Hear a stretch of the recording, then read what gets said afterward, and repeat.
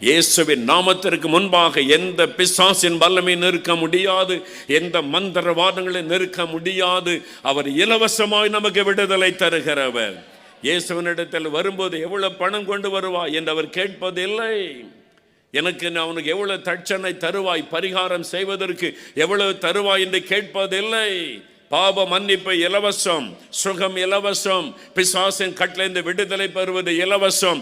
இயேசு கிறிஸ்து இலவசமான விடுதலை தருகிறார்.